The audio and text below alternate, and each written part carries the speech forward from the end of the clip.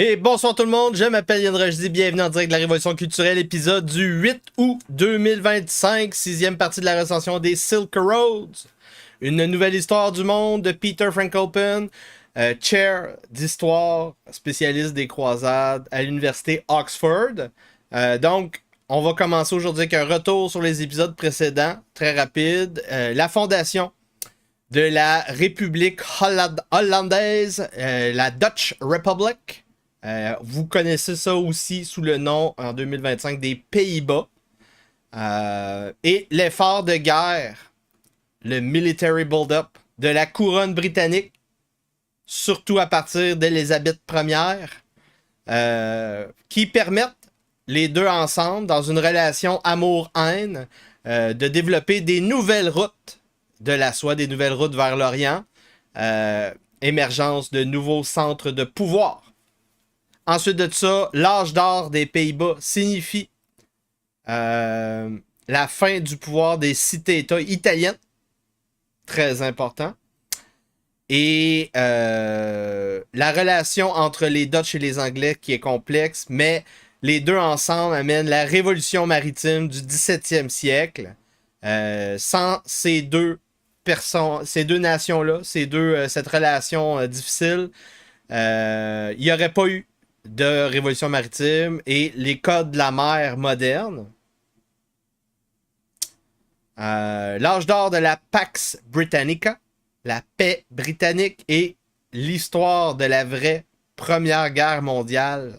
Donc on fait la jonction avec le livre, la recension du livre sur la East India Company. Et encore une fois, donc on est rendu à peu près à quelque chose comme 5-6 sources dans mes podcasts qui confortent cette idée que la vraie Première Guerre mondiale, toutes les guerres mondiales sont des guerres maritimes, cette première vraie guerre mondiale moderne, avec des instruments de guerre modernes, ça a commencé fin du 17e siècle, petits échauffourés, mais surtout autour de 1740 à 1750, c'est là qu'il y a eu le premier gros clash entre les Français et les Anglais. Des clashs qui ont été sporadiques jusqu'au début du 18e siècle. Non, du 19e siècle. 1812-1815. C'est là que Napoléon, finalement, a été vaincu. Et donc, c'est là que la paix britannique arrive. Et donc, pour faire la jonction du Moyen-Âge, de la Renaissance à cette époque-là, on se rend compte sur le mode des longues durées quelque chose de spécial. Donc là, on va prendre 2 secondes pour revenir sur ces précédents épisodes. On se rend compte que la Perse, premier épisode, est au centre de toutes les créations d'empires qui recherchent la conquête mondiale. Si tu veux conquérir le monde, devenir un hégémon du centre planétaire, il faut que tu conquérisses la Perse. Ensuite de ça, on voit que ces conquêtes peuvent être religieuses dans le deuxième épisode. Donc la conquête chrétienne qui a été juxtaposée aux conquêtes de l'Empire romain. On peut faire ça. Ensuite de ça, on a la conquête arabo-musulmane. On voit que d'une certaine manière, le prophète Mohammed s'est utilisé un schisme chrétien antérieur au conseil de Chalcédoine en 451, un vieux christianisme gnostique, judéisé et polythéisé, parce qu'on a assimilé des cultes et des objets de culte rituels qui étaient polythéistes, pour faire un projet politique national. Donc, tout ça, ça va ensemble, au cœur des routes de la soie, au cœur de la Perse. Troisième épisode, on a vu que, donc, les routes de la soie, la Perse, c'est les routes de la conquête pour les empires partout sur la planète, presque. On a vu, donc, la conquête arabo-musulmane, la conquête des Ottomans, la conquête des Turcs, la conquête des Mongols, la conquête des Huns, la conquête des Name it. Name it. Donc, une série de conquêtes pendant le Moyen Âge, avec des vagues de barbares pendant 2 épisodes. Ensuite de ça, l'épisode précédent. On a vu que les routes de la soie et la Perse étaient au centre du circuit de la monnaie, des pièces de monnaie en or et en argent partout sur la planète. C'est central, encore une fois, comprendre ça. Tous les déséquilibres de balance commerciale et toutes les guerres mondiales et toutes les relations de réciprocité ou de mise en esclavage, de plantation, tout ça passe par ces routes de la richesse, ces routes de l'or, ces routes de l'argent. Et donc, on a vu comment que la découverte du Nouveau Monde par les Portugais, les Espagnols, a chamboulé cet équilibre moyen-âgeux. C'est le moment névralgique. À ce moment-là, on débloque des nouvelles artères, des nouvelles routes commerciales qui permettent donc de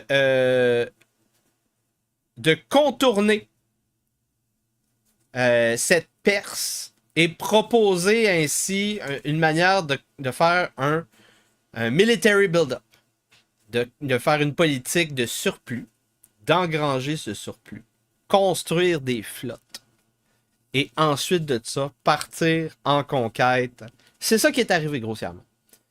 Tous les pays qui ont tous les ensembles de flottes européennes à partir de la conquête mongole ont essayé de créer des routes commerciales pour contourner des frais de douane perses. Et ensuite de ça, que ce soit de manière en contournant ou en ayant des bonnes relations commerciales avec ce qui dominait la Perse à l'époque, que ce soit des musulmans, que ce soit des Mongols, peu importe. Donc, utiliser ce circuit-là et développer d'autres circuits pour engranger un surplus commercial, construire une flotte et essayer de devenir le maître du monde en contrôlant la Perse. Donc, ça a commencé avec les cités-États italiennes dès le tournant du premier millénaire. Ça faisait déjà plusieurs siècles qu'on avait Amalfi, Gênes, Venise et Pise qui avaient développé une relation de parasites, une relation commensale. Commensale. C'est en génétique et en biologie. Donc, dans le sens que ils étaient bien contents des Arabo-musulmans et des Mongols esclavagistes.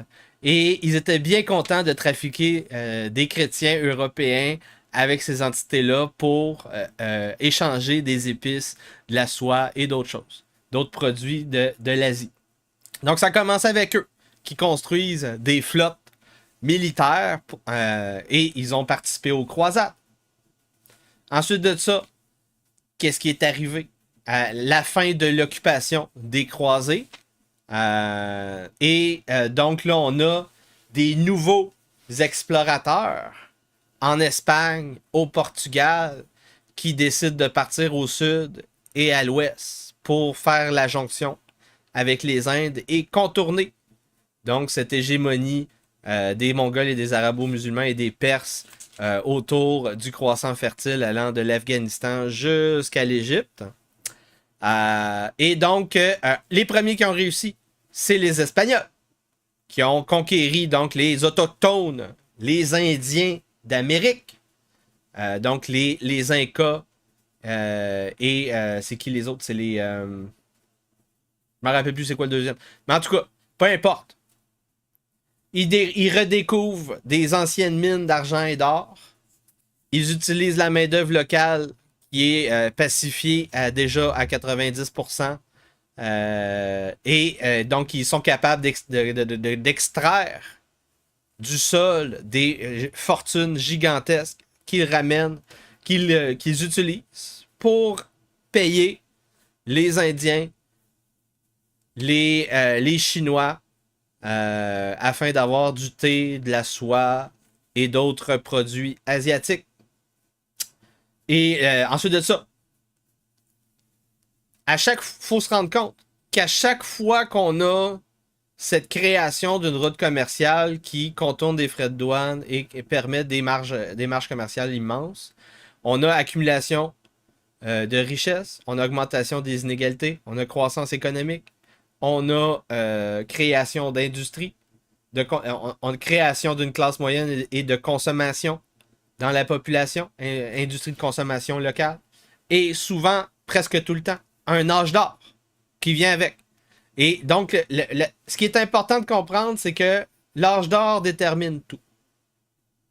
Si tu utilises bien tes ressources du crédit accessible pendant l'âge d'or, tu crées des bonnes infrastructures, tu construis des bonnes infrastructures, tu crées des bonnes institutions, des bons standards, des bonnes normes, comme par exemple des poids et des mesures. Juste ça, ça peut aider. On va voir aujourd'hui même des designs de bateaux. Ça fait partie de ça. Si tu utilises donc cet âge d'or, cette richesse-là pour construire quelque chose avec ce surplus, tu peux donc dominer après ça. Que ce soit commercial au niveau ou militaire ou un mélange des deux. C'est très important de comprendre ça. Et donc après ça, c'est ça. Les Espagnols réussissent avec cette explosion de richesse, ce surplus commercial immense. Ils réussissent à acheter une partie de l'Europe, construire une immense flotte et une immense armée continentale. Ils se revendiquent un empire à hégémonie mondiale. Ils partent en guerre avec des rois protestants, anglicans. Et évidemment, donc, il y a un problème de fertilité dans les couronnes européennes. Ils sont capables aussi d'accumuler une série de titres, ce qui fait que les Espagnols sont les premiers à avoir l'âge d'or dans cette série d'âge d'or post-croisade. Les Portugais, un peu après, d'une manière différente, par contre. Eux autres, c'est plus ils créent un empire de postes commerciaux, de forts, de ports, qui sont capables donc de faire un réseau commercial comme une ligue maritime. Donc, au lieu de revendiquer des territoires entiers, ils vont plutôt miser sur déloger les Français, les Anglais, les Espagnols, les autres Européens de certaines îles, et ils vont se concentrer là-dessus. Et là, eux, ils vont prendre possession de certaines colonies, certaines terres en Afrique. Donc, les Espagnols vont miser sur les Amériques, vont partir vers l'ouest. Les Portugais vont partir au sud, en Afrique de l'ouest, jusqu'au Cap de Bonne-Espérance, et ils vont être capables de se rendre dans les Indes, rendus là. Et donc, c'est ça. Ce seront les deuxièmes à avoir un âge d'or un petit peu plus tard. Donc là, c'est là qu'on était rendu. On était rendu à qu'est-ce qui se passe après cette hégémonie portugaise, espagnole en jonction. Mais avant cela, chapitre 10. La route de la mort et de la destruction. On revient avant la chute de l'occupation chrétienne au Levant, à Jérusalem et en Palestine.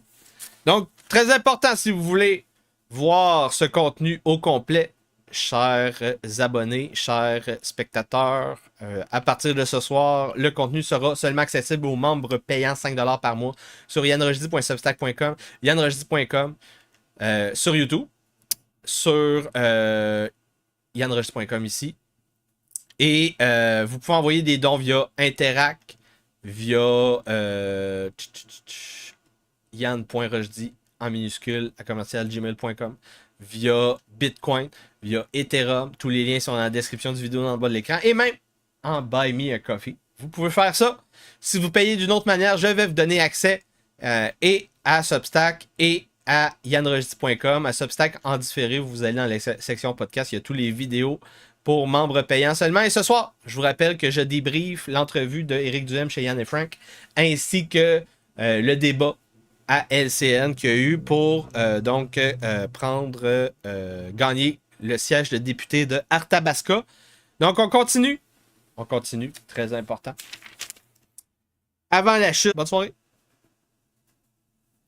Au nom du narratif du rojdisme débridé, l'acteur Yann Rochdy et le personnage du baron inquisiteur rentrent en rébellion ouverte contre la couronne britannique.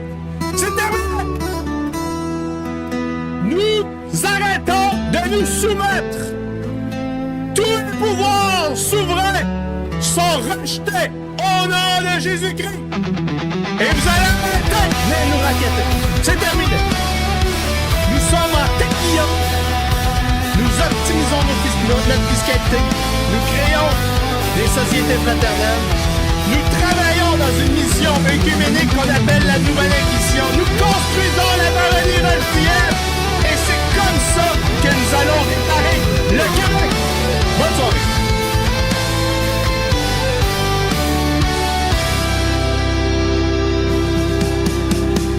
Dans les décombres, nous sommes prêts. Reconstruire, repeupler, reviriliser. Avec honneur, bravoure et une foi immense.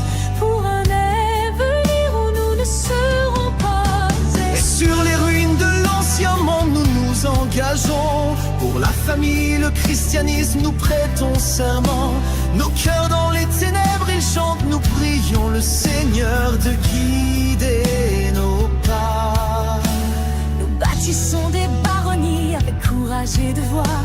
L'entreprise, un contrat viriliste, un nouveau foyer où la parole donnée est digne d'ordre et de justice. Un pacte entre les hommes sous le regard de Dieu. Serment des martyrs sur les ruines où jurons. Nous nous élançons dans le rojdisme pour un monde où la vérité et l'amour sont la norme. Vivre l'avenir ensemble, si Dieu le veut.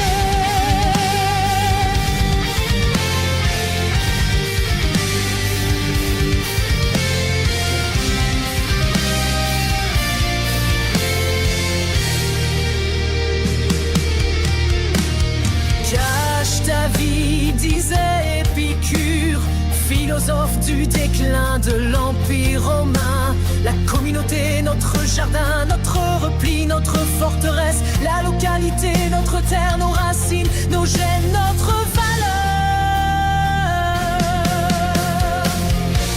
Le serment des martyrs sur les ruines où jurons. Nous nous élançons dans le rojdisme pour un monde où la vérité et l'amour sont la norme. Vivre l'avenir ensemble. Le serment des martyrs dans nos cœurs il demeure. Un cri de guerre pour vaincre les lendemains vivants. Sorcières, succubes, démons et nécromanciens. Bâtir une baronnie, reviriliser le Québec.